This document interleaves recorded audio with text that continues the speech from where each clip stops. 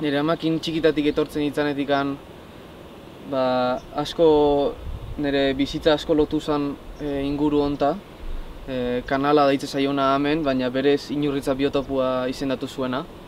Eta hortik aurrea amakin izan nituen bizipenak eta oinarri hartuta geho ja txorilan kontuak inda hasi nitzanean,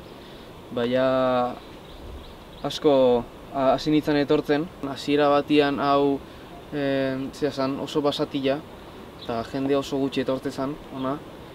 Da orain dela ia 10 urte dia ja hango berreskurapena paduran berreskurapena intzanetikan hortik aurrera jende gehiago azaltzen hasi zen, da ez da lehenoko kontua, oan askoz jende gutxi gehiago ibiltzea, da garai hartan askoz paketzu zen. Ni etortzen izan amakin, da justu ibiltzen ginen, esate genuen, guazen Baskalostian esate genuen, guazen kanalea, oian bat bezala dela, eta hemen ibiltzen ginen, dana hasita zehonez, da bideigetze honez, da hor ibiltzen ginen, baso, ikutu gabeko baso bat izango baliz bezala, eta hor etortzen ginen batez, disfrutatzea pakia zehola, eta ez zehola apenas pertsonaikan, da benetako naturaz disfrutatzea etortzen ginen.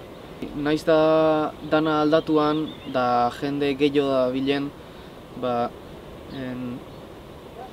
zibilizazioan eta naturan arteko kontrastea handioi alare nabarmen itea.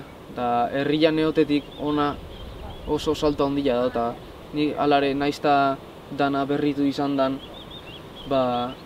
disfrutatzea, pakiaz disfrutatzea eta asko etortzen naiz ona. Garai bateko oroimenak eta berriz eukitzeko.